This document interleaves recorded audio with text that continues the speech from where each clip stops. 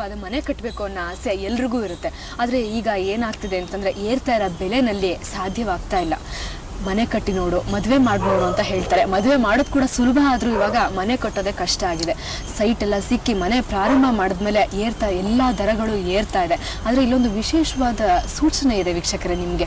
ಕಡಿಮೆ ದರದಲ್ಲಿ ಮನೆ ಕಟ್ಟೋದು ಅಥವಾ ಕ್ರಿಯೇಟಿವಿಟಿಯಿಂದ ಮನೆ ಕಟ್ಟೋದು. ನಮ್ಮ ಜೊತೆ ಇವತ್ತು ಆರ್ಕಿಟೆಕ್ಟ್ ಆದ ಚೇತನ್ ಅವರಿದ್ದಾರೆ. ಅವರ ಪರಿಚಯ ಮಾಡ್ಕೊಳ್ಳೋಣ. ನಮಸ್ತೆ ಚೇತನ್, ಸ್ವಾಗತ ನಮ್ಮ ಕಾರ್ಯಕ್ರಮಕ್ಕೆ. ನಮ್ಮ ವೀಕ್ಷಕರಿಗೆ ನಿಮ್ಮ ಇಂಟ್ರಡಕ್ಷನ್ ಅಲ್ಲೇ ಹೇಳಿದೆ ನಾನು ಕಡಿಮೆ ದರದಲ್ಲಿ ಅಂತ. ಸೊ ಎಲ್ಲರೂ ಬಹಳ ತೀಕ್ಷ್ಣವಾಗಿ ಗಮನಿಸ್ತಾ ಇರ್ತಾರೆ ಇವಾಗ ಏನು ಹೇಳ್ತೀರಿ ನೀವು ಅಂತ. ನೀವು ಮೂಲತಃ ಓದಿರೋದೇನು ಚೇತನ್ ಅವರೇ? ಮೇಡಮ್, ನಾನು ಡಿಪ್ಲೊಮಾ ಇನ್ ಸಿವಿಲ್ ಇಂಜಿನಿಯರಿಂಗ್ ಮಾಡಿದ್ದೀನಿ. ನಾನು ಮೂಲತಃ ಮಂಡ್ಯ ಜಿಲ್ಲೆ ಮದ್ದೂರು ತಾಲೂಕಿನ ಒಳಗೆರೆಯಲ್ಲಿ ಒಂದು ಗ್ರಾಮದಿಂದ ನಾನು ಬಂದಿದ್ದೀನಿ. ನನ್ನ ವಿದ್ಯಾಭ್ಯಾಸ ಎಲ್ಲ ಗ್ರಾಮದಲ್ಲೇ ಆಯಿತು. ನನ್ನ ಮುಂದಿನ ವಿದ್ಯಾಭ್ಯಾಸ ಡಿಪ್ಲೊಮಾ ಇಂಜಿನಿಯರಿಂಗ್ ಮಾಡಿರೋದು ನಾನು ಚನ್ನಪಟ್ಟಣದಲ್ಲಿ ಮುಗಿಸಿ ಬೆಂಗಳೂರಿನಲ್ಲಿ ಬಂದು ಸಿವಿಲ್ ಇದರಲ್ಲೇ ನಾನು ಕೆಲಸ ಮಾಡಿಕೊಂಡು ನಂತರ ಓನಾಗಿ ಕನ್ಸ್ಟ್ರಕ್ಷನ್ಸ್ ಮಾಡ್ತಾ ಇದ್ದೀನಿ. ಇವಾಗ ಮಿಡ್ಲ್ ಕ್ಲಾಸ್ ಫ್ಯಾಮಿಲೀಸ್ ಎಲ್ಲ ಮನೆ ಕನ್ಸ್ಟ್ರಕ್ಷನ್ ಮಾಡೋದು ತುಂಬ ಕಷ್ಟ ಇದೆ. 20-30 ಸೈಡ್ನಲ್ಲಿ ಇದು ಮನೆ ಕಟ್ಟೋದಕ್ಕಾಗಲ್ಲ ಅನ್ನುವಂಥ ಫೀಲಿಂಗ್ಸ್ ಜಾಸ್ತಿ ಇದೆ. ಆ ನಿಟ್ಟಿನಿಂದ ನಾನು ಏನು ಮಾಡಿದ್ದೀನಿ ಅಂದರೆ ಬಿಲ್ಡಿಂಗ್ ಕನ್ಸ್ಟ್ರಕ್ಷನ್ಸ್ನೆಲ್ಲ ಸ್ಮಾಲ್ ಸೈಟ್ಸಲ್ಲಿ ಹೇಗೆ ವಿಭಿನ್ನವಾಗಿ ಮನೆಗಳನ್ನ ಕನ್ಸ್ಟ್ರಕ್ಷನ್ ಮಾಡ್ಬೋದು ಅನ್ನೋ ಒಂದು ಕಾನ್ಸೆಪ್ಟನ್ನು ಮೈಂಡ್ಗೆ ಹಾಕೊಂಡು ಒಂದು ಈ ರೀತಿಯಾಗಿ ಬಿಲ್ಡಿಂಗ್ಸ್ನ ಕನ್ಸ್ಟ್ರಕ್ಷನ್ ಮಾಡ್ತಾ ಹೋಗ್ತೀನಿ. ನಿಮ್ಮ ಒಲವು ಸಿವಿಲ್ ಇಂಜಿನಿಯರಿಂದ ಇದು ಆರ್ಕಿಟೆಕ್ಚರ್ ಕಡೆಗೆ ಇಂಟೀರಿಯರ್ ಕೂಡ ತುಂಬ ಇದಾಗಿದೆ ಮೇಡಮ್. ಯಾಕೆಂದರೆ ಕ್ರಿಯೇಟಿವಿಟಿ ಅಂದರೆ ತುಂಬ ಮುಖ್ಯ ಇದೆ. ಮನೆಗಳಲ್ಲಿ ತುಂಬ ವಿಭಿನ್ನತೆಯನ್ನು ಮಾಡಿ ತೋರಿಸ್ಬೋದು ಅನ್ನೋದನ್ನ ಮೇನ್ ಮನಸ್ಸಲ್ಲಿ ಇಟ್ಕೊಂಡೆ. ಈಗ ನೀವು ತುಂಬ ಕಡೆ ನೋಡಿರ್ಬೋದು, ದೊಡ್ಡ ದೊಡ್ಡ ಮನೆಗಳೆಲ್ಲ ತುಂಬ ಡಿಫ್ರೆಂಟ್ ಆಗಿರುತ್ತೆ, ಮಾಡರ್ನ್ ಆಗಿರುತ್ತೆ. ಸಣ್ಣ ಪುಟ್ಟ ಸೈಟ್ನಲ್ಲಿ ಏನೂ ಇರೋದೇ ಇಲ್ಲ. ಆಗ ಸಣ್ಣ ಪುಟ್ಟ ನಿವೇಶನಗಳಲ್ಲೂ ಬೇರೆ ಏನಿರಲ್ಲ. ಆ ಉದ್ದೇಶದಿಂದ ಸಣ್ಣ ಪುಟ್ಟ ನಿವೇಶನಗಳನ್ನು ಒಳ್ಳೆ ಮನೆ ಹೇಗೆ ಮಾಡಬಹುದು, ಹೇಗೆ ತೋರಿಸ್ಬೋದು ಅನ್ನೋ ಉದ್ದೇಶನ ನಾವು ಮೈಂಡಲ್ಲಿ ಹಾಕೊಂಡು ಈ ಇದರಲ್ಲಿ ವರ್ಕ್ ಮಾಡ್ತಾ ಇದ್ದೀವಿ ಮೇಡಮ್. ಚೇತನ್, ಮನೆ ಅಂತಂದ್ರೆ ಸಕಲ ಸೌಲಭ್ಯಗಳು ಇರಬೇಕು ಅನ್ನೋದು ಎಲ್ಲರ ಮನಸ್ಸಲ್ಲಿ ಇದ್ದೇ ಇರುತ್ತೆ ಖಂಡಿತ. ಯಾಕಂದ್ರೆ ಇರಿವರ್ಸಿಬಲ್ ಪ್ರಾಸೆಸ್ ಅದು. ಒಂದೇ ಸತಿ ಮನೆ ಕಟ್ಟೋದು, ಅದರಲ್ಲಿ ಖಂಡಿತವಾಗ್ಲೂ ಎಲ್ಲದೂ ಇರಬೇಕು, ಎಲ್ಲಾ ಸೌಕರ್ಯಗಳು ಇರಬೇಕು ಅಲ್ಲಿ. ಅದಕ್ಕೋಸ್ಕರ ಜನ ಏನ್ ಅನ್ಕೋತಾರೆ ಅಂತಂದ್ರೆ ಒಂದು ಒಳ್ಳೆ ಕ್ವಾಲಿಟಿ, ಜಾಸ್ತಿ ಬೆಲೆ ತಗೊಂಡ್ರೆ ಕ್ವಾಲಿಟಿ ಚೆನ್ನಾಗಿರುತ್ತೆ. ಸೊ ನಿಮ್ಮ ಕಾನ್ಸೆಪ್ಟ್ ಇವಾಗ ಕಡಿಮೆ ದರದಲ್ಲಿ ಕ್ರಿಯೇಟಿವಿಟಿ ಹೌದು ಇರಬೇಕು. ಆದ್ರೆ ಕಡಿಮೆ ದರದಲ್ಲಿ ನೀವು ನೋಡ್ಕೊಂಡು ಹೋದಾಗ ಕ್ವಾಲಿಟಿ ಎಷ್ಟರ ಮಟ್ಟಿಗೆ ಅದರಲ್ಲಿ ಕ್ವಾಲಿಟಿ ಅನ್ನೋದು ತುಂಬಾ ಮುಖ್ಯವಾದ ವಿಷಯ. ಕ್ವಾಲಿಟಿ ವೈಸ್ ಯಾವುದೇ ರೀತಿಯ ಬಿಲ್ಡಿಂಗ್ ಕಾಂಪ್ರಮೈಸಿಂಗ್ ಇರಲ್ಲ. ಈ ಕಡಿಮೆ ದರ ಅಂತ ಹೇಗೆ ಮನೆಗಳ ಕನ್ಸ್ಟ್ರಕ್ಷನ್ ಮಾಡಬೇಕು ಅಂದರೆ ಟೀ ಕುಡ್ ಇಲ್ಲದೆ ಹೋದರೆ ಮನೆ ಕನ್ಸ್ಟ್ರಕ್ಷನ್ ಮಾಡೋಕ್ಕಾಗಲ್ಲ ಅನ್ನೋದು ಮೇಯ್ನ್ ಇರುವಂಥ ನಂಬಿಕೆ. ಯಾಕೆ ನಾವು ಅದನ್ನೇ ಬೇವಿನ ಮರ, ನೀಮ್ ವುಡ್ ಅಂತ ಏನು ಹೇಳ್ತೀವಿ, ಬೇವಿನ ಮರ ಯೂಸ್ ಮಾಡ್ಬೋದು. ಮತ್ತು ಫ್ಲಶ್ ಶಟರ್ಸ್ ಅಂತ ಯೂಸ್ ಮಾಡ್ಬೋದು. ಮತ್ತು ವಿಂಡೋಗಳಿಗೆಲ್ಲ ಗ್ರಿಲ್ ಆ್ಯಂಡ್ ಅಲ್ಯೂಮಿನಿಯಮ್ಸ್ ಅಂತ ಯೂಸ್ ಮಾಡ್ತೀವಿ. ಮತ್ತು ಫ್ರಂಟ್ ಎಲಿವೇಷನ್ಸಲ್ಲಿ ಈ ಕ್ಯಾಸ್ಟ್ ಐರನ್ ಗ್ರಿಲ್ಸ್ ಆ ಥರದ್ದೆಲ್ಲ ಸ್ವಲ್ಪ ಅವಾಯ್ಡ್ ಮಾಡಿ ಸಮ್ ಮಾಡರ್ನ್ ಪ್ಲೈನ್ ಪೈಪ್ಸ್ ಆ ಥರದ್ದೆಲ್ಲ ಯೂಸ್ ಮಾಡಿ ಕಡಿಮೆ ವೆಚ್ಚದಲ್ಲಿ ಒಳ್ಳೆ ಲುಕ್ ಕೊಟ್ಟು ನಮ್ಮ ವರ್ಕನ್ನು ಡಿಫ್ರೆಂಟ್ ಆಗಿ ಮನೆ ಕನ್ಸ್ಟ್ರಕ್ಷನ್ ಮಾಡಬೇಕು. ಖಂಡಿತ ಕ್ವಾಲಿಟಿ ವೈಸ್ ಯಾವುದೇ ರೀತಿಯಾದ ಕಾಂಪ್ರಮೈಸ್ ಇರಲ್ಲ. ನಾವು ಕ್ವಾಲಿಟಿ ವೈಸ್ ಕಾಂಪ್ರಮೈಸ್ ಮಾಡ್ಕೊಳಕ್ ಹೋಗಲ್ಲ. ಇಲ್ಲೆಲ್ಲ ಅನ್ನೆಸೆಸರಿ ವೇಸ್ಟ್ ಆಗುತ್ತೆ ಬಿಲ್ಡಿಂಗ್ ನಲ್ಲಿ, ಅದನ್ನೆಲ್ಲ ಅವಾಯ್ಡ್ ಮಾಡಿ ನಾವು ಇದು ಮಾಡ್ತೀವಿ. ಚೇತನ್ ಅವರು ನೀವು ಹೇಳಿದ್ರಿ ಮಿಡಲ್ ಕ್ಲಾಸ್ ಜನಕ್ಕೆ ಹೆಲ್ಪ್ ಆಗೋಂಗೆ ಅಂತ. ಮಿಡಲ್ ಕ್ಲಾಸ್ ಆದ್ರೂ ಅವ್ರಿಗೆ ಏನಿರುತ್ತೆ ಅಂತಂದ್ರೆ ಮನೆಗೆ ಇಲ್ಲ ಟೀ ಕೂಡ ಹಾಕಿಸ್ಬೇಕು ಅನ್ನೋದೊಂದು ಬಂದಿರುತ್ತೆ. ಅದನ್ನ ಹಾಕಿದ್ರೆ ಮನೆ ಸಂಪೂರ್ಣವಾಗುತ್ತೆ. ಅಂತವ್ರಿಗೆ ನೀವು ಹೇಗೆ ಕನ್ವಿನ್ಸ್ ಮಾಡ್ತೀರಾ? ಅವ್ರ ಪ್ರತಿಕ್ರಿಯೆ ಹೇಗಿರುತ್ತೆ? ಇಂತ ಕಡಿಮೆ ದರದಲ್ಲಿ ನಾವು ಮಾಡ್ತೀವಿ ಅಂದ್ರೆ ಖಂಡಿತ ಎಲ್ರಿಗೂ ಇಂಟ್ರೆಸ್ಟಿಂಗ್. ಬಿಕಾಸ್ ಒಂದು ಅಂಗಡಿ ಮುಂದೆನೆ 50% ಆಫರ್ ಇದೆ ಅಂತಂದ್ರೆ ಎಲ್ಲರೂ ಹೋಗ್ತಾರೆ ಆತರ. ಆದ್ರೆ ನಿಮ್ಗೆ ಹೇಗೆ ಪ್ರತಿಕ್ರಿಯೆ ಸಿಗ್ತಾ ಇದೆ? ಇದರಿಂದ ಸೇಫ್ಟಿ ಇದೆ ಅಂತ ಜನಕ್ಕೆ ಗೊತ್ತಾಗ್ತದೆ. ಈಗ ನಾನು ಒಂದು ಬೇಗೂರು ಅಂತ ಒಂದು ಊರಿನಲ್ಲಿ ಒಂದು 20-30 ನಿವೇಶನ ನಂದೇ ಸ್ವಂತ ಒಂದು ಮನೆ ಕಟ್ಟಿದ್ದೀನಿ. ಸ್ಟಾರ್ಟಿಂಗ್ ಈ ತರ ತುಂಬಾ ಕ್ರಿಯೇಟಿವ್ ಆಗಿ ಡಿಫ್ರೆಂಟ್ ಆಗಿ ಕಡಿಮೆ ಬಜೆಟ್ ಅಲ್ಲಿ ಮನೆ ಮಾಡ್ಬೋದು ಅನ್ನೋದನ್ನ ನನ್ನ ಫ್ರೆಂಡ್ಸ್ಗೆ ಮತ್ತು ತುಂಬಾ ಕ್ಲೈಂಟ್ಸ್ಗಳಿಗೆ ವಿವರಣೆ ಕೊಟ್ಟಾಗ ಯಾರು ಪ್ರಯೋಗ ಮಾಡೋದಕ್ಕೆ ಇಷ್ಟಪಡಲಿಲ್ಲ. ಕೊನೆಗೆ ನಾನು ಚಾನ್ಸ್ ತಗೊಳಕ್ಕೆ ಇಷ್ಟ ಇಲ್ಲ. ಏನಕ್ಕೋಸ್ಕರ ಇಷ್ಟು ಇನ್ವೆಸ್ಟ್ ಮಾಡಿ ಹೇಗೆ ನಾನು ಚಾನ್ಸ್ ತಗೊಳಕ್ಕೆ ಇಷ್ಟು ಯಾರೂ ಪಟ್ಟಿಲ್ಲ. ನಾನು ತುಂಬ ಡಿಸ್ಕರೇಜ್ ಆಯಿತು. ಕೊನೆಗೆ ನಮ್ಮದು ಒಂದು ಸ್ವಂತ ಮನೆಯೇ ಸೇಲ್ ಮಾಡಿ 20-30 ನಿವೇಶನ ತಗೊಂಡು ಆ ಮನೆಯ ಕನ್ಸ್ಟ್ರಕ್ಷನ್ ಮಾಡಿದೆ. ತುಂಬ ಡಿಫ್ರೆಂಟಾಗಿ ಮಾಡಲೇಬೇಕು ಅನ್ನೋ ಚಾಲೆಂಜ್ ಇಟ್ಕೊಂಡು ಮಾಡೋದು. ನಮ್ಮದು ಇರೋ ಒಂದು ಸ್ವಂತ ಮನೆ ಸೇಲ್ ಮಾಡಿ ಕನ್ಸ್ಟ್ರಕ್ಷನ್ ಮಾಡಿದೆ. ಅದು ಸಕ್ಸಸ್ ಆಯಿತು. ಅದಾದ ನಂತರ ತುಂಬ ಮನೆಗಳನ್ನ ಆ ನಿಟ್ಟಿನಲ್ಲಿ 20-30ನಲ್ಲಿ ತುಂಬ ಡಿಫ್ರೆಂಟ್ ಟೈಪ್ ಆಫ್ ಮನೆಗಳನ್ನ ಕನ್ಸ್ಟ್ರಕ್ಷನ್ಸ್ನ ಸ್ಟಾರ್ಟ್ ಮಾಡಿದೆ. ಆವಾಗ ನೋಡಿ, ಒಬ್ಬ ವ್ಯಕ್ತಿ ಒಂದನ್ನು ಮಾಡಿದಾಗ ಅದನ್ನ ಕರೆಕ್ಟಾಗಿ ನೋಡಿದ ನಂತರ ಡಿಸಿಷನ್ ತಗೊಳ್ತಾರೆ ಸಕ್ಸಸ್ಫುಲ್ ಆಗಿದೆ ಅಂತ. ಸಕ್ಸಸ್ ಇಂದ ಎಲ್ಲ ಹೋಗೋದು ಅಲ್ವಾ? ಪ್ರಯೋಗ ಯಾರು ಮಾಡೋದಿಕ್ಕೋ ಹೊಸ್ತನ ಅನ್ನೋದೇನಿರುತ್ತೆ ಅಂದರೆ ಅದು ಕೆಲವೇ ವ್ಯಕ್ತಿಗಳು ಮಾಡೋಕ್ಕೆ ಟ್ರೈ ಮಾಡೋದು. ಅದು ಸಕ್ಸಸ್ ಆದ ನಂತರ ಎಲ್ಲರೂ ಅದೇ ನಿಟ್ಟಲ್ಲಿ ನಾವು ತುಂಬ ಮನೆಗಳನ್ನ ಕನ್ಸ್ಟ್ರಕ್ಷನ್ ಮಾಡಿಕೊಟ್ಟಿದ್ದೀನಿ. ಇವಾಗ ಪ್ರತಿಕ್ರಿಯೆ ಚೆನ್ನಾಗಿದೆ. ಈಗ ಎಲ್ಲರೂ ಕಡಿಮೆ ಬಜೆಟ್ ಮನೆಗಳು, ತುಂಬ ಡಿಫ್ರೆಂಟ್ ಆಗಿರೋ ಮನೆಗಳು ಈಗ ತುಂಬ ವಾಳ್ತಾ ಇದ್ದಾರೆ ಜನಗಳು. ಒಳ್ಳೊಳ್ಳೆ ಮನೆಗಳು ಮಾಡ್ಬೋದು. ಯಾವ ರೀತಿ ಮಾಡ್ತೀರಾ ಅದನ್ನ? ಅಂದ್ರೆ ಎಲ್ಲಿ ರೇಟ್ಸ್ ನ ರೆಡ್ಯೂಸ್ ಮಾಡ್ತೀರಾ ಅಥವಾ ಆ ರೇಟ್ಸ್ ನ ಮುಚ್ಚಾಕೋದಕ್ಕೆ ಕ್ರಿಯೇಟಿವಿಟಿನ ಎಲ್ಲಿ ತರ್ತೀರಾ ನೀವು? ಮೇಡಮ್, ಇವಾಗ ಸ್ಟಾರ್ಟಿಂಗ್ ಬಿಲ್ಡಿಂಗ್ ಕನ್ಸ್ಟ್ರಕ್ಷನ್ ಮಾಡ್ಬೇಕಾದ್ರೆ ಫಸ್ಟ್ ಏನ್ ಮಾಡ್ತೀವಿ ನಾವು ಅಂತಂದ್ರೆ ಪ್ಲಾನಿಂಗ್ಸ್ ತುಂಬಾ ಮುಖ್ಯ. ಪ್ಲಾನಿಂಗ್ ಇಲ್ಲದೆ ಹೋದ್ರೆ ಮನೆ ಕನ್ಸ್ಟ್ರಕ್ಷನ್ ಆಗಲ್ಲ. ಪ್ಲಾನ್ ಮಾಡಿದಾಗ ಮಿನಿಮಮ್ 50% ಆಫ್ ವರ್ಕ್ ಅಲ್ಲೇ ಕಂಪ್ಲೀಟ್ ಆಗಿದೆ ಅಂತ ನಮ್ಗೆ ಬರುತ್ತೆ. ಪ್ಲಾನ್ ಪಕ್ಕ ಹೋದ್ಮೇಲೆ ಪ್ಲಾನ್ ಆದ ನಂತರ ಬಿಲ್ಡಿಂಗ್ ಎಸ್ಟಿಮೇಟ್ ಮಾಡಬೇಕಾಗುತ್ತೆ. ಬಿಲ್ಡಿಂಗ್ ಎಸ್ಟಿಮೇಟ್ಸ್ ಎಲ್ಲ ಮಾಡಿಕೊಂಡು ಯಾವ ರೀತಿ ಬಜೆಟ್ ಏನಾಗುತ್ತೆ, ಏನೇನು ಐಟಮ್ ಹಾಕಿದ್ರೆ ಎಷ್ಟೆಷ್ಟು ಬರುತ್ತೆ, ಯಾವ್ಯಾವ ಐಟಮ್ ಎಲ್ಲೆಲ್ಲಿ ಯೂಸ್ ಮಾಡಬೇಕು, ಯಾವ ಅಂದರೆ ಕನ್ಸ್ಟ್ರಕ್ಷನ್ ಸ್ಟೇಜಸ್ಸಲ್ಲಿ ಏನೇನು ಸ್ಟೇಜಸ್ಸಲ್ಲಿ ಏನು ವರ್ಕ್ ಮಾಡಬೇಕು. ಹಿಂದೆಲ್ಲ ಏನು ಮಾಡ್ತೀವಿ, ಒಂದು ಬಿಲ್ಡಿಂಗ್ ಪಾಯ ಆದ ತಕ್ಷಣ 3 ತಿಂಗಳು ಬಿಡಬೇಕು, 6 ತಿಂಗಳು ಬಿಡಬೇಕು. ಅದು ಸೆಟ್ ಆಗಬೇಕು ನಿಜ. ಈಗ ನೋಡಿ, ಎಷ್ಟೋ ಅಪಾರ್ಟ್ಮೆಂಟ್ಗಳು ಮಾಡ್ತಾ ಇದ್ದಾರೆ, ಒಂದು ವರ್ಷದಲ್ಲಿ 10 ಫ್ಲೋರ್ ಕನ್ಸ್ಟ್ರಕ್ಷನ್ ಆಗಿಬಿಟ್ಟಿರುತ್ತೆ. ಅದು ಕೂಡ ಆಗ್ತಾ ಇರುತ್ತೆ. ಸೈಮಲ್ಟೇನಿಯಸ್ ಕ್ಯೂರಿಂಗ್ ಚೆನ್ನಾಗಬೇಕು, ಕ್ವಾಲಿಟಿ ವೈಸ್ ಕಾಂಪ್ರಮೈಸ್ ಆಗಿದೆ, ವರ್ಕ್ನ ಎಷ್ಟು ಸ್ಪೀಡ್ ಇರುತ್ತೆ ವರ್ಕು ಅದ್ರ ಮೇಲೆ ನಮ್ಮ ಕಾಸ್ಟ್ ಕೂಡ ಡಿಪೆಂಡ್ ಆಗಿರುತ್ತೆ. ಒಂದು 20-30 ಆರ್ 30-40 ಒಂದು 5 ರಿಂದ 6 ತಿಂಗಳು ಒಳಗಡೆ ಮುಗಿಸ್ಕೊಂಡು ಅಂತಂದರೆ ನಮ್ಮ ಬಜೆಟ್ ನಾವು ಏನು ಎಕ್ಸ್ಪೆಕ್ಟ್ ಮಾಡಿರ್ತೀವಿ ಅದೇ ಬಜೆಟ್ಲಿ ಬಿಲ್ಡಿಂಗ್ ಮುಗಿಯುತ್ತೆ. ಇವ್ರೇನು ಮಾಡ್ತಾರೆ ಅಂತಂದರೆ ಏನೋ ಸಮ್ ರೀಸನ್ಸ್ಗಳು ಕೊಟ್ಕೊಂಡು 6 ತಿಂಗಳು, ವರ್ಷ, 1.5 ವರ್ಷ ಹೇಗೆ ಎಳ್ಕೊಂಡು ಹೋಗ್ತೀವಿ. ಬಜೆಟ್ ಕೂಡ ಹಾಗೆ ರೈಸ್ ಆಗ್ತಾ ಇರುತ್ತೆ, ಅದು ಯಾರಿಗೂ ಗೊತ್ತಾಗಲ್ಲ. ನಮ್ಮ ಜನಗಳು ಗೊತ್ತಿರೋದೇನು ಅಂದರೆ ಸ್ಟೀಲ್ ಮತ್ತು ಸಿಮೆಂಟ್ ಎರಡು ಮಾತ್ರ ಜಾಸ್ತಿ ಆಗಿದೆ ಅಂತ ತಿಳ್ಕೊಂಡಿದ್ದಾರೆ. ಅಷ್ಟೇ ತಿಳ್ಕೊಂಡಿರೋದು. ಆದರೆ ಯೋಚನೆ ಮಾಡ್ಕೊಳ್ಳೋ ವಿಷಯ ಏನಿದೆ ಅಂದರೆ, ನಮ್ಮ ಬಿಲ್ಡಿಂಗು ಗೋಡೆ ಕಟ್ಟಿ ಪ್ಲಾಸ್ಟಿಂಗ್ ಮಾಡಿ ಮುಗಿಸಿದ್ರು 50% ಆಫ್ ವರ್ಕ್ ಆಗಿರುತ್ತೆ ಅಷ್ಟೇ. ಇನ್ನು 50% ಸ್ಟಾರ್ಟ್ ಆಗ್ತಾ ಇರುತ್ತೆ. ಸ್ಟಾರ್ಟಿಂಗ್ ಏನು ಮಾಡ್ತಾರೆ, ಜನಗಳಿಗೆ ಗೊತ್ತಾಗಲ್ಲ ಹೇಗೆ ಖರ್ಚು ಮಾಡಬೇಕು. ಸ್ಟೀಲ್ ಇರುತ್ತೆ, ಜಲ್ಲಿ ಇರುತ್ತೆ, ಸಿಮೆಂಟ್ ಇರುತ್ತೆ, ಅಲ್ಲಿ ಲೆಕ್ಕ ತಗೊಳ್ಳಲ್ಲ. ಬೇಕಾದ ಕಡೆ ಸಜ್ಜೆ ಹಾಕೊಳ್ತಾರೆ, ಬೇಕಾದ ಕಡೆ ಅವ್ರು ಏನೇನು ಅನ್ಸುತ್ತೆ ಮಾಡಿಬಿಡ್ತಾರೆ. ತುಂಬ ವೇಸ್ಟ್ ಮಾಡ್ತಾರೆ. ಆ ಟೈಮ್ನಲ್ಲಿ ಸ್ವಲ್ಪ ಗಮನ ಹರಿಸಿ ವೇಸ್ಟೇಜ್ ಆಗದಂಗೆ ನೋಡಿಕೊಂಡ್ರೆ ಲಾಸ್ಟ್ ಮೂಮೆಂಟ್ನಲ್ಲಿ ಬಿಲ್ಡಿಂಗ್ ಫಿನಿಶ್ ಆಗುವಂಥ ಒಂದು ಸಮಯ ಏನಂತ ಇರುತ್ತೆ. ಆ ಸಮಯದಲ್ಲಿ ನಮಗೆ kitchen cabinets, wardrobes, paint work ಅದನ್ನೆಲ್ಲ ಕರೆಕ್ಟಾಗಿ ಪ್ಲಾನಿಂಗ್ ಥ್ರೂ ಮಾಡ್ಕೋಬಹುದು. ಸ್ಟಾರ್ಟಿಂಗ್ ಏನು ವೇಸ್ಟೇಜ್ ಅಂತ ನಾವು ಮಾಡ್ತೀವಿ, ಕೊನೆ ಮೂಮೆಂಟ್ನಲ್ಲಿ ನಮಗೆ ಮಾಡೋದಕ್ಕಾಗಲ್ಲ. ಬಿಲ್ಡಿಂಗ್ ಫೈನಲ್ ಮಾಡೋದು ತುಂಬ ಕಷ್ಟ ಆಗಿದೆ, ಇಂಟೀರಿಯರ್ಸ್ ಮಾಡಲ್ಲ, ಇಂಟೀರಿಯರ್ಸ್ ತುಂಬ ಕಾಸ್ಟ್ಲಿ ಆಗುತ್ತೆ ಅನ್ನೋ ಫೀಲಿಂಗ್ಸ್ ಬಂದ್ಬಿಡುತ್ತೆ. ಬಿಟ್ಬಿಡ್ತಾರೆ. ಅಲ್ಲಿ ಸಜ್ಜಾ ಹಾಕಿರ್ತಾರೆ. ಒಂದು ಸಜ್ಜಾ ಐ ಥಿಂಕ್ ಒಂದು 10 ಫೀಟ್ಗೆ 2 ಫೀಟ್ ಬಿಡುತ್ತೆ. ಒಂದು ಸಜ್ಜಾ ಇದು ಮಾಡಬೇಕು ಅಂತಂದರೆ ನಮ್ಗೆ ಏನಿಲ್ಲ ಅಂದರೆ 8 ರಿಂದ 10 ಸಾವಿರ ರೂಪಾಯಿ ತಗೊಳುತ್ತೆ. ಒಂದು 4 ಕಡೆ ಮಾಡಿದ್ರೆ ಒಂದು 35 ರಿಂದ 40 ಸಾವಿರ ರೂಪಾಯಿ ಅಲ್ಲೇ ವೇಸ್ಟ್ ಆಗುತ್ತೆ. ಅದನ್ನೆಲ್ಲ ಸ್ಟಾರ್ಟಿಂಗ್ ಅವಾಯ್ಡ್ ಮಾಡಿಕೊಂಡು ಪ್ಲಾನಿಂಗ್ಸ್ನಲ್ಲಿ ಅಮೌಂಟ್ ಎಲ್ಲೆಲ್ಲಿ ಖರ್ಚು ಮಾಡಬೇಕು, ಎಲ್ಲೆಲ್ಲಿ ಮಾಡಬೇಡ್ದು. ಯಾಕೆಂದರೆ ಮನೆ ಕನ್ಸ್ಟ್ರಕ್ಷನ್ ಮಾಡಬೇಕಾದ್ರೆ ಒಬ್ಬ ಆರ್ಕಿಟೆಕ್ಟ್, ಇಂಜಿನಿಯರ್ ಅಂತ ಏನಿರ್ತಾರೆ ಅವರ ಗೈಡೆನ್ಸ್ ತುಂಬ ಮುಖ್ಯ. ಪ್ಲಾನ್ ಮಾಡಿದ್ರೆ ಮಾತ್ರ ಅಲ್ಲ, ಬಿಲ್ಡಿಂಗ್ ಮುಗಿಯೋ ತನಕ ಅಳವಡಿಸ್ಕೋಬೇಕು. ಅವರ ಸಲಹೆ ಇತ್ತು ಅಂತಂದ್ರೆ, ಈಗ ನಾವೊಬ್ಬ ಹೆಲ್ತ್ ಹಾಳಾದಾಗ ಡಾಕ್ಟರ್ ಸಲಹೆ ಹೇಗೆ ಇಟ್ಕೊಳ್ತೀವಿ, ಬಿಲ್ಡಿಂಗ್ ಒಳಗೆ ಇಂಜಿನಿಯರ್ ಅನ್ನೋರು ಒಬ್ಬ ಡಾಕ್ಟರ್ ತರ ಇರ್ತಾರೆ. ಆ ಸಲಹೆ ತುಂಬಾ ಮುಖ್ಯ. ಬಿಲ್ಡಿಂಗ್ ಫಿನಿಶ್ ಆಗೋ ತನಕ ಇರುತ್ತೆ. ಯಾರ್ಯಾರ ಬಿಲ್ಡಿಂಗ್ ನಲ್ಲಿ ಆರ್ಕಿಟೆಕ್ಟ್ಸ್, ಇಂಜಿನಿಯರ್ಸ್ ಅಂತ ಏನಿರ್ತಾರೆ ಅವರ ಸಲಹೆ ಪೂರ್ತಿಯಾಗಿ ಇರುತ್ತೆ, ಆ ಬಿಲ್ಡಿಂಗ್ ಎಲ್ಲಾ ಬಿಲ್ಡಿಂಗ್ ಸಕ್ಸಸ್ ಆಗಿದೆ. ಕೆಲವು ಪ್ಲಾನ್ ಮಾಡಿಸ್ಕೊಳ್ತಾರೆ, ಏನು ಗೊತ್ತಿರಲ್ಲ ಮೇಸ್ತ್ರಿ, ಅವ್ರೊಂದು ಗಾರೆ ಕೆಲಸ ಗೊತ್ತಿರುತ್ತೆ ಅಷ್ಟೇ, ಅವ್ರಿಗೆ ಕ್ರಿಯೇಟಿವಿಟಿ ಇರಲ್ಲ. ಬಿಲ್ಡಿಂಗ್ ಮುಗಿಸಿದ್ರೆ ಸಾಕು ಅಂತಿರ್ತಾರೆ. ಅವ್ರಗಳ ಹತ್ರ ಹೋದಂಥ ಎಷ್ಟು ಬಿಲ್ಡಿಂಗ್ಗಳಿದೆ 90% ಫೇಲ್ಯೂರ್ ಆಗಿದೆ. ಮನೆಗಳು ಆಗುತ್ತೆ, ಹಾಗಲ್ಲ ಅಂತ ಹೇಳ್ತಾ ಇಲ್ಲ.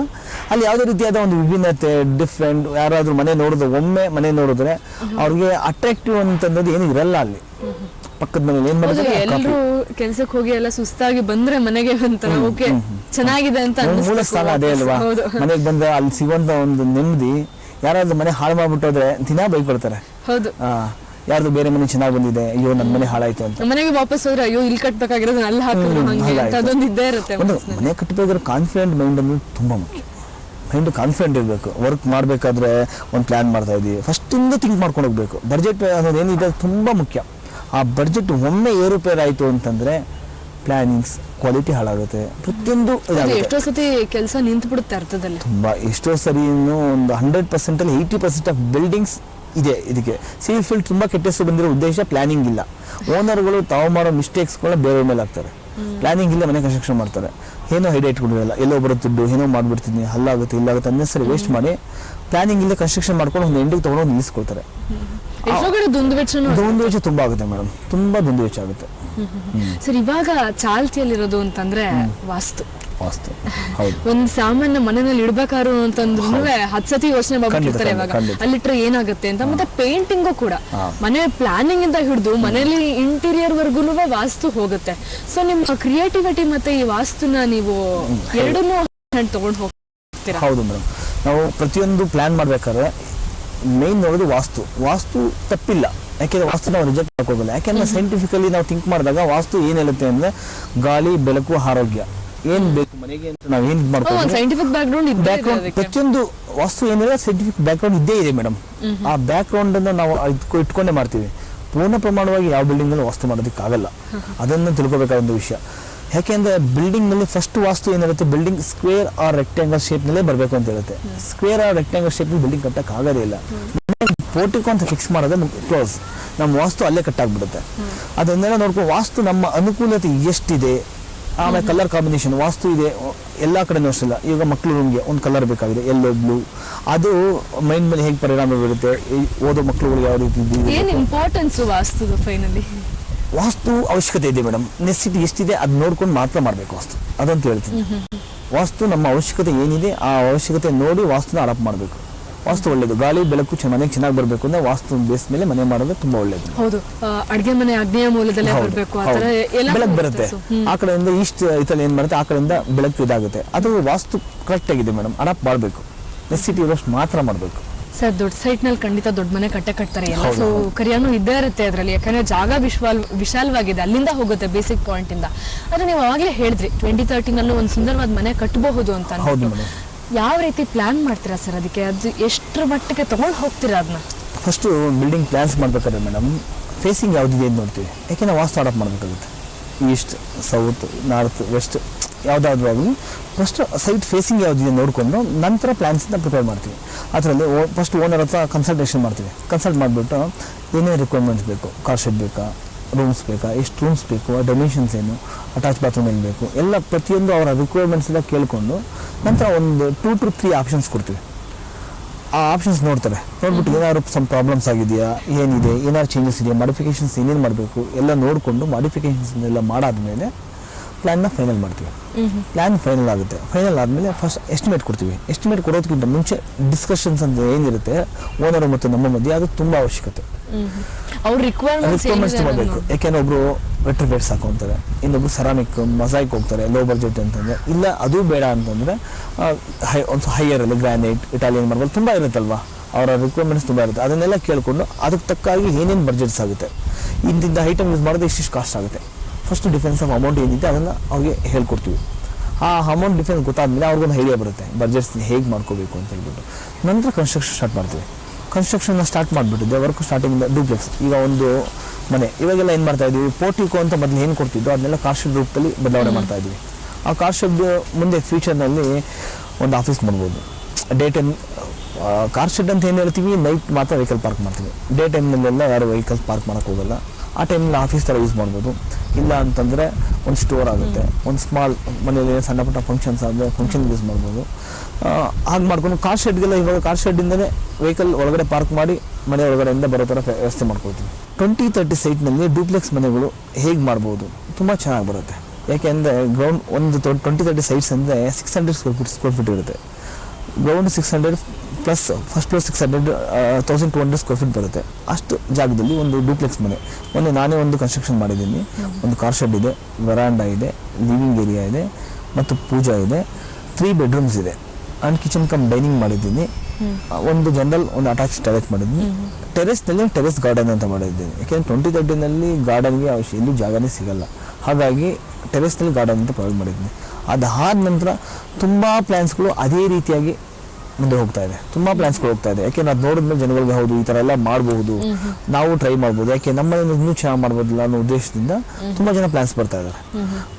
ನಾವು ಅದೇ ನಿಟ್ಟಿನಲ್ಲಿ ಪ್ಲ್ಯಾನ್ಸನ್ನು ತುಂಬ ಇದು ಮಾಡ್ತಾ ಇದ್ದೀವಿ. ಅದೇ ಸರ್, ಈಗ ನೀವು ಅವಾಗಲೇ ಹೇಳಿದ್ರಿ ಎಲ್ಲರೂ ಯಾವ್ದು ಕಟ್ಟಿದಿರಾ ನೀವು ಅಂತ ಕೇಳ್ತಾರೆ, ಎಕ್ಸ್ಪೀರಿಯನ್ಸ್ ನೋಡ್ತಾರೆ ಅಂತ ಅಂದ್ಬಿಟ್ಟು. ನಿಮ್ಮ ಎಕ್ಸ್ಪೀರಿಯನ್ಸ್ ಹೇಳಿ ಸರ್, ಇದುವರೆಗೂ ಯಾವ ರೀತಿ ಕೆಲಸಗಳನ್ನ ಮಾಡಿ ನೀವು ಅದರಲ್ಲಿ ಕ್ರಿಯೇಟಿವಿಟಿನ ತೋರಿಸಿದ್ದೀರಾ ಅಂತ? ಮೇಡಮ್, ನಾವು ಫಸ್ಟು ಹಳ್ಳಿಯಿಂದ ವಿದ್ಯಾಭ್ಯಾಸ ಮುಗಿಸ್ಕೊಂಡು ಬೆಂಗಳೂರು ಬಂದ ನಂತರ ಒಂದು ಕನ್ಸ್ಟ್ರಕ್ಷನ್ನಲ್ಲಿ ಇಂಜಿನಿಯರ್ ವರ್ಕ್ ಮಾಡಿದೆ. ಒಂದು 3 years ಅಲ್ಲೇ ಎಕ್ಸ್ಪೀರಿಯನ್ಸ್ ಆದ ನಂತರ ನಾನು ಚನ್ನಪಟ್ಟಣದಲ್ಲಿ ಸ್ಟಾರ್ಟಿಂಗ್ ಒಂದು ಬಿಲ್ಡಿಂಗ್ ಕನ್ಸ್ಟ್ರಕ್ಷನ್ ಸ್ಟಾರ್ಟ್ ಮಾಡಿದೆ. ಅವಾಗ ನಾನು ನನ್ನ ಫ್ರೆಂಡ್ ವೇಣುಗೋಪಾಲ್ ಅಂತ ಹೇಳ್ಬಿಟ್ಟು ಇಬ್ಬರು ಜೊತೆಯಲ್ಲಿ ವರ್ಕ್ ಸ್ಟಾರ್ಟ್ ಮಾಡಿದೆ. ಅವಾಗ ವರ್ಕ್ ಸ್ಟಾರ್ಟ್ ಮಾಡಿದಾಗ ನನಗೆ ತುಂಬ ಡಿಸ್ಕರೇಜ್ ಇತ್ತು. ಸಿವಿಲ್ ಫೀಲ್ಡ್ ಅಂದರೆ ಯಾರಿಗೂ ಬೇಡವಾದ ಫೀಲ್ಡ್.